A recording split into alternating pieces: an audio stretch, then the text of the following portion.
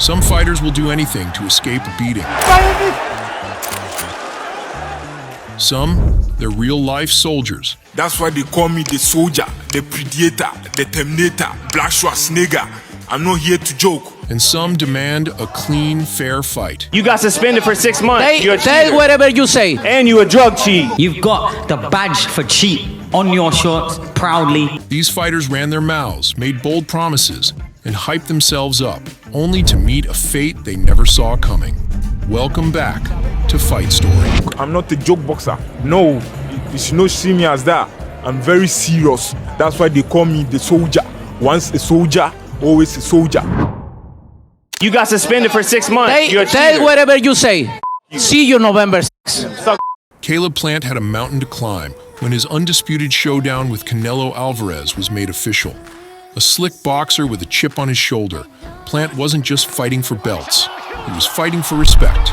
He had no problem stirring controversy, getting into scuffles, and running his mouth to any fighter who crossed his path. See it online?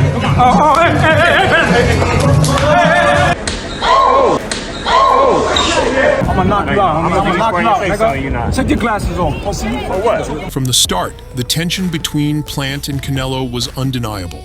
What began as a routine face-off escalated in seconds when Canelo misinterpreted Plant's profanity, believing it was aimed at his mother. Keep laughing, because you know when you gonna find out? Real you gonna find out the same everybody else found out. And you know when that was? Despite the misunderstanding, the damage was already done. The air grew thick with animosity, and tensions skyrocketed. And you a too. You know the only difference between you and him is he's a fat ass and you a what the you gonna do?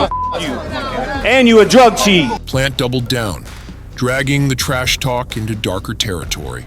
The accusations only fueled Canelo's fury, making this fight deeply personal. The question was about the drugs, and the only thing you've talked about is blah blah blah bullshit, sweeping under the up. Or what? Or what? You will see November 6th. Or what? When fight night arrived, Sorry, bro. Thank you. My English is fine. I know. Now I know. You know what it means now? You've got the badge for cheat on your shorts, proudly. Hold that. And we know what you do after the weigh-in, don't worry. some fights are about titles, others define legacies. This one, it was about both. Sonny Edwards built his entire brand on being untouchable, slipping, sliding, making world-class fighters look like they were swinging at ghosts. And he made sure to remind everyone about it. I'm not worried about this 23-year-old kid to my right that needs performance-enhancing substances from the historic, prolific, biggest cheater in the world, advising him on what to do to make weight and do after weigh-in. So I don't need none of that. Clean hearts always win. Jesse Bam Rodriguez didn't care. He wasn't here to chase shadows. He was here to cut off the ring, break ribs, and leave no doubt about who the real king was. How do you beat him? We're ready. Y'all see. Tune in Saturday Game night. plan. That's what everyone says. Oh, yeah, my coach has got a game plan, game plan, game plan. That game plan goes straight out the window when you can't lay a glove on me. From the opening bell, it was a battle of styles, speed versus pressure, finesse versus destruction. Edwards moved, trying to keep Rodriguez off him.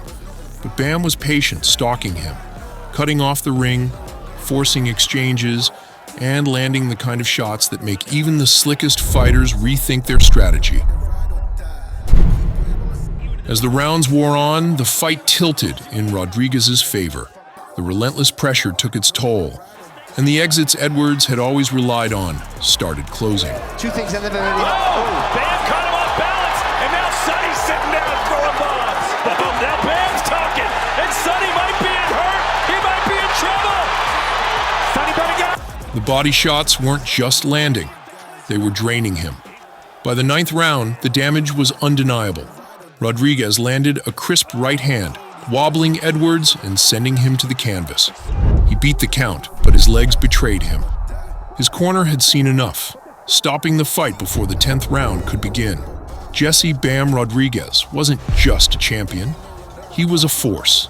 And on that night, Sonny Edwards, for the first time in his career, had no escape. Jesse's a hell of a fighter. I knew that before taking the fight. I knew that during the fight, and I sure as hell know after the fight. I think it was a great fight, but yeah, the better man won today. No excuses, no regrets. My style is like a tender. I will strike and I will let you don't know that I'm striking. Yeah, so they should come in their numbers. His people, the Basel people, they should come in their numbers. Because I'm not here to joke. I'm not a joke boxer. No, you should not see me as that. I'm very serious. That's why they call me the soldier. Callum Simpson, the undefeated British super middleweight, stepped into the ring with a mission: to make a statement and not to be distracted by his opponent, Ghana's Elvis Ahorgah, the soldier. And if you didn't know Ahorgah was a soldier, don't worry. He was more than happy to remind you. Always in the building like cement and blocks. They can find me hard like Chedier and Knox. I'm not here to joke. That's why they call me the soldier, the predator, the terminator, Black Schwarzenegger. I'm not here to joke. I'm here to take the title. I'm on a mission, and my mission is take the title. It's not just a mission. Mission possible. And you can see in my eyes that I'm wicked. In boxing, wicked is the key to success. And my wicked, it's not black, it's pure white. From the opening bell, Simpson was all business, moving with precision and landing clean shots. Particularly fast start, climbed into a big left hand before that, and then really picked up the big Ahorgah, fueled by his soldier spirit, charged forward, swinging like he was storming enemy lines. But every attack was met with a counter, every advance repelled with brutal efficiency. Then came the final assault, a perfectly placed right hand that turned Ahorgah's thunder into nothing more than a distant rumble. Simpson smelled blood and launched a relentless barrage, firing off shots like he was clearing out the trenches. Ahorgah was defenseless, his last stand crumbling under the assault. The referee had seen enough. The mission was over, the war was won, and Simpson had claimed yet another dominant victory. Always a soldier, me and boxer. But boxer promotion, we are going higher. That's nice. Fight. Tonight was the fight. And I did my best. Yes. Nice. I'm wearing ice. Kite. Fight. I'm just wondering if the bottom of Steve's boots have been sponsored, because as there's going to be a lot of people watching around the world, I'd like to put my Twitter account on the bottom of them so I can get more fans on Twitter. And I was wondering how much it's going to cost me to sponsor them. By 2013, Tyson Fury was a 6'9" heavyweight contender with an undefeated record and a mouth to match. Loud, brash, and full of confidence, he promised to steamroll former cruiserweight champion Steve Cunningham, a man half his size. The fight, just a stepping stone on his way to world domination. But Cunningham had other ideas. The guys who talk a lot, they chumps. That's why I'm not gonna talk. He can talk all his sponsorship, Twitter, all that. That ain't gonna help you on April 20th, all right? You can talk all that you want. The only reason this dude is winning fights is because he's big. Shrink him down to 6'2", 6'3", 6'4", he's garbage. He leans on guys, he gets them tired. I don't get tired, I get better. You understand? Not only am I You're gonna big, catch this, homie. I'm tall, dark, handsome, cool, calm, collective, super sexy. This guy has got no chance at all, yeah? Let's talk about talent, size, whatever you want to be. I'm the best fighter on the planet, including all weights, because there's not a man born from his mother can beat Tyson Fury. From the opening bell, the size difference was obvious. Fury looked like a heavyweight from a different era, towering over the 6'3" Cunningham. But size doesn't win fights. Timing does. And in the second round, Cunningham dropped Fury with a right hand that sent shockwaves through Madison Square Garden. For the first time in his career, Fury was on his back, blinking up at the lights. But Fury wasn't just big, he was tough. He got up, shook it off, and did what he always does. Leaned on his opponent, wore him down, and turned the fight into a messy, grueling brawl. Round by round, Cunningham, who had started sharp, was being drowned in Fury's relentless pressure. Then came the 7th round. Fury, using every ounce of his size advantage, bullied Cunningham into the ropes and uncorked a right hand that sent him crumbling to the canvas. No controversy, no getting up. Just a reminder that in the heavyweight division, power can erase skill in an instant. It wasn't pretty, it wasn't clean, but it was Tyson Fury in a nutshell. Dropped, tested, but always finding a way to win. He's 6'9", he's a giant. He's got power, you know, especially over me. I'm only 6'3", but man, I was just dazed, you know, and freaking couldn't make the count, man. I'm gonna stop you, bro. And that's real talk. I ain't gonna play with you no more. Under the bright lights of the Desert Diamond Arena, Junaid Bostan stepped into the ring, looking to prove why he was one of Britain's most exciting young prospects. Across from him stood Gordie Russ, an undefeated American eager to derail the hype train. Bust him up and send him back over across the pond, man. I'm about to show him that he ain't ready for this over here in America. He ain't ready to be over here in America. Let's send him back to the UK and let him fight them bums over there. All right, Mike.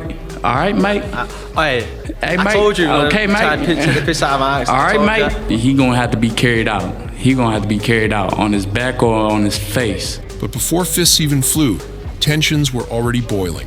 A heated pre-fight altercation added fuel to the fire, making this more than just another step-up fight. It was personal. When the bell rang, Bostan wasted no time establishing his dominance. His movement was sharp, his jab was crisp, and his combinations landed with precision. Russ tried to impose his physicality, but every time he lunged forward, he was met with a counterpunch that reminded him who was in control. Round after round, Bostan piled on the punishment, using his slick footwork and well-timed counters to keep Russ at bay. The American had his moments, but they were few and far between. Every attempt to shift momentum was met with a clinical response from the Brit. Because he was going in the wrong direction, and now he took control. By the final round, there was no doubt about the outcome. Bostan had boxed beautifully, outclassing Russ from start to finish. When the scorecards were read, it was a unanimous decision victory. Another step forward for the rising star. What happened at the end? Because I know he got out the ring and I don't think he shook your hand, which I think you were quite disappointed with. Just talk us through the final moments. When we were in the ring, shake your hand, put it out, didn't say a word. So it is what it is, didn't want to put his arm out, him. Some fights end in knockouts, some end in decisions. And then there's this. David Price, the towering British heavyweight with a sledgehammer right hand, was looking to make a statement in front of his hometown crowd. Across the ring stood Kash, an undefeated but largely untested fighter looking to take a step up. I've been sparring you for the past 2-3 years. Yeah. I've turned up not in shape once. I've done a kebab. I've turned up stone when we're sparring. And you still panic. See your little team over there. And you still panic. He was sparring 15 rounds in gym. He fought Christian Hammer, man. He stopped quitting. Yeah. Come on, man. You better not. I'm coming for you. Lads, you're going to be met you with the jab. Shit. What? You can't do nothing. Can't do nothing. You mouthy. From the opening bell, Price controlled the distance, pumping out his jab and landing crisp right hands. Ali, for all his aggression, struggled to close the gap without eating leather. Then, in a moment of madness, Ali bit Price in frustration. Yes, you heard that right. Stunned, Price protested, but instead of waiting for justice, he dished out his own. By the 5th round, Price had taken full control, until things took a turn for the absurd. After eating a heavy right hand that wobbled him, Ali did what no one expected. He lunged forward, tackled Price to the ground, and then bit him again. In a desperate act of frustration or sheer madness, Ali sank his teeth into Price's torso, like he was trying to secure a post-fight meal. Disappointed, man. It was out of order what happened. I thought it was a good fight. I had him hurt in the 5th. I could have stopped him, which I would have. You know, then I ended up wrestling down anyway, and then stupid thing about it, ridiculous. The kid's got nothing that I can deal with. You know, I've seen him, decent hand speed, decent power, but, you know, I put him away in probably 5 or 6 rounds. Chris Eubank Jr. walked in with an unbeaten record, and the kind of confidence that made people either love him or hate him. Billy Joe Saunders saw through it. Flash without substance, a fighter trying to live off his father's name. The build-up was pure chaos, trash talk, mind games, and 2 men who genuinely couldn't stand each other. And that's the difference between me and the average Joe, is that he will, like his trainer said, he will do what he's told in the corner. I do what I want. I don't listen to anybody. Nobody tells me what I'm going to do in the fight. I have my own plans, and I'm my own man, I'm my own fighter. Well, that's nice to know now that we don't need trainers in the game. That's very nice to know. I didn't say we don't need trainers, I said I don't need to be told what to do while I'm fighting, which is what you need the trainers in the corner for advice, mate. You need advice. For good advice. I don't need advice. I know exactly what you need. You're 1 in a million if you don't need advice. 1 in a million. That's right. Everyone. That's exactly what I am. 1 in a million. Oh, I don't believe it. When the bell rang, it was Saunders who took control early. His movement was smooth, his jab was sharp, and he made Eubank miss time and time again. While Eubank had power, Saunders had finesse. And for the first half of the fight, he was making it look easy. Shot. Good left hand from Saunders. That's a good right hand from Saunders. But then, something changed. Eubank started finding his rhythm. His relentless pressure, uppercuts, and sheer determination began to wear on Saunders. Terrific left hand from Eubank. Speed of Saunders, not quite where it was. Oh, it's a good shot. Lovely right hand. The later rounds saw a shift. Eubank was closing the gap, landing the heavier shots, and turning the fight into a war. Great uppercut. Saunders takes it. Great last round. When the final bell rang, it was close, too close. The judges gave the nod to Saunders by split decision, but Eubank's late surge left many wondering what could have happened if he had started earlier. No, listen, I knew he was fit. Listen, you only got to look at him and know he's super fit. So you know the rounds ain't going to be a problem for him because he's in that shape. But listen, he's still wanker, isn't he? But he's done all right, didn't he? He went the distance, he had a good fight, but like I say, his dad's a cunt and he's still. That's what I think.